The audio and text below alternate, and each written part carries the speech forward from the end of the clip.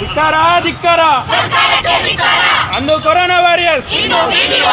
ಗುತ್ತಿಗೆ ಆಧಾರದ ಮೇಲೆ ನೇಮಕಗೊಂಡ ಕೊರೋನಾ ವಾರಿಯರ್ಸ್ಗಳು ಕೆಲಸ ಕಳೆದುಕೊಳ್ಳುವ ಭೀತಿಯಿಂದ 6,163 ವಾರಿಯರ್ಸ್ಗಳನ್ನು ಖಾಲಿ ಇರುವ ಹುದ್ದೆಗಳಿಗೆ ನೇಮಿಸಿಕೊಂಡು ಮುಂದುವರೆಸುವಂತೆ ಒತ್ತಾಯಿಸಿ ಕೊರೋನಾ ವಾರಿಯರ್ಸ್ಗಳು ಇಂದು ಜಿಲ್ಲಾಧಿಕಾರಿ ಕಚೇರಿ ಎದುರು ಪ್ರತಿಭಟನೆ ನಡೆಸಿದರು.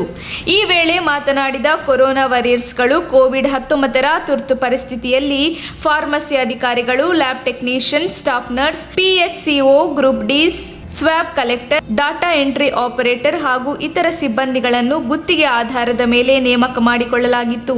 ನಾವು ನಮ್ಮ ಕುಟುಂಬ, ಮನೆ ಮಠ ಬಿಟ್ಟು ನಮ್ಮ ಪ್ರಾಣದ ಹಂಗನ್ನು ತೊರೆದು ನಮ್ಮ ಕರ್ತವ್ಯವನ್ನು ಪ್ರಾಮಾಣಿಕವಾಗಿ ನಿಷ್ಠೆಯಿಂದ ಮಾಡಿಕೊಂಡು ಬರುತ್ತಿದ್ದೇವೆ.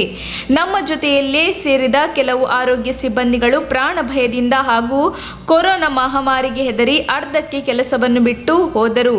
ಆದರೆ ನಮ್ಮಲ್ಲಿ ಹಲವರಿಗೆ ಹಲವು ಬಾರಿ ಕೊರೋನಾ ಪಾಸಿಟಿವ್ ಬಂದು ಸಾವಿನ ಕದ ತಟ್ಟಿ ಸಾವಿನ ಸೋಲನ್ನು ಒಪ್ಪದೆ ಪುನಃ ಕರ್ತವ್ಯಕ್ಕೆ ಮರಳಿ ಕರ್ತವ್ಯವನ್ನು ಸಲ್ಲಿಸುತ್ತಿದ್ದೇವೆ. ಜೊತೆಗೆ ಕೊರೋನಾ ಲಸಿಕಾ ಅಭಿಯಾನದಲ್ಲಿ ಭಾರತದ ಐತಿಹಾಸಿಕ ಮೈಲುಗಲ್ಲಿನ ಸಾಧನೆಯಲ್ಲಿ ನಾವು ಸಹಭಾಗಿಯಾಗಿ ಕರ್ತವ್ಯ ಸಲ್ಲಿಸಿದ್ದೇವೆ. ಕಷ್ಟ ಕಾಲದಲ್ಲಿ ನಾವು ಸರ್ಕಾರದ ಜೊತೆಯಾಗಿ ನಿಂತು ದುಡಿದಿದ್ದೇವೆ. ಮುಂದೆಯೂ ಸಹ ದುಡಿಯಲು ಸಿದ್ಧರಿದ್ದೇವೆ. ಆದರೆ ಈ ಹಂತದಲ್ಲಿ ಕೊರೋನಾ ಹೆಚ್ಚಾಗುವುದರಿಂದಲೇ ಕೊರೋನಾ ವಾರಿಯರ್ಸ್ನ ಕೆಲಸ ಉಳಿಯುತ್ತಿದೆ ಎನ್ನುವ ವಾತಾವರಣ ನಿರ್ಮಾಣವಾಗಿದೆ. ಕೊರೋನಾ ಕಡಿಮೆ ಆದ ಮೇಲೆ ನಮ್ಮನ್ನು ಕೆಲಸದಿಂದ ತೆಗೆದರೆ ನಿರ್ಗತಿಕರಾಗಿ ನಿರುದ್ಯೋಗಿಗಳಾಗಿ ಬೀದಿಗೆ ಬಂದು ಕೆಲಸಕ್ಕೆ ಅಲೆಯಬೇಕಾಗುತ್ತದೆ ಮತ್ತು ನಮ್ಮ ಜೀವನ ಅಸ್ತವ್ಯಸ್ತವಾಗುತ್ತದೆ. ಹಾಗಾಗಿ ತಾವುಗಳು ಇದನ್ನು ಗಂಭೀರವಾಗಿ ಪರಿಗಣಿಸಬೇಕು ಎಂದು ಕೊರೋನಾ ವಾರಿಯರ್ಸ್ಗಳು ಮನವಿ ಮಾಡಿದರು. ವರದಿ AN ಫೀರ್, ತುಮಕೂರು. ನಾವು ಇವತ್ತು ಇಲ್ಲಿ ಬಂದು ನಾವು ಏನಕ್ಕಪ್ಪ ನಾವು ಇಲ್ಲಿ ಇದು ಸ್ಟ್ರೈಕ್ ಮಾಡ್ತಾ ಇದ್ದೀವಿ ಅಂತಂದರೆ, ನಮ್ಮನ್ನ ಕೋವಿಡ್ಗೆ ಅಂತ ತಗೊಂಡ್ರು, 6 ತಿಂಗಳ ಮಟ್ಟಿಗೆ ನಮ್ಮನ್ನು ತಗೊಂಡ್ರು. ಆದರೆ ಅವ್ರಿಗೆ ಅವಶ್ಯಕತೆ ಇತ್ತು, ತಗೊಂಡ್ರು. ಈಗ 18 ತಿಂಗಳು ನಮ್ಮನ್ನ ಮುಂದುವರಿಸಿದ್ದಾರೆ. 2 ವರ್ಷ ಆಯಿತು ಟೋಟಲ್ಲು. ಈಗ ಸರ್ಕಾರಕ್ಕೆ ಆರ್ಥಿಕ ವ್ಯವಸ್ಥೆ ಸರಿ ಇಲ್ಲ, ಬಜೆಟ್ ಇಲ್ಲ, FTAಯಲ್ಲಿ ದುಡ್ಡಿಲ್ಲ ಅಂತ ಹೇಳ್ತಾ ಇದೆ. ಆದರೆ ಇವ್ರಿಗೆ ಅವಶ್ಯಕತೆ ಇದ್ದಾಗ ನಮ್ಮನ್ನು ಕಂಟಿನ್ಯೂಷನ್ ಕೊಟ್ಟು ಈಗ ಬೇಡ ಅಂತಂದರೆ ಹೇಗೆ? ಯಾಕೆಂದರೆ ನಾವು ಬೇರೆ ಬೇರೆ ಒಳ್ಳೊಳ್ಳೆ ಹಾಸ್ಪಿಟ್ಲಲ್ಲಿ ವರ್ಕ್ ಮಾಡ್ತಾ ಇದ್ದವರು, ICU ಸ್ಟಾಫ್ ಇದ್ದೀವಿ, ವಾರ್ಡು ಮತ್ತೆಲ್ಲ ಫೀಲ್ಡ್ ವರ್ಕ್ ಮಾಡಿದ್ದಾರೆ.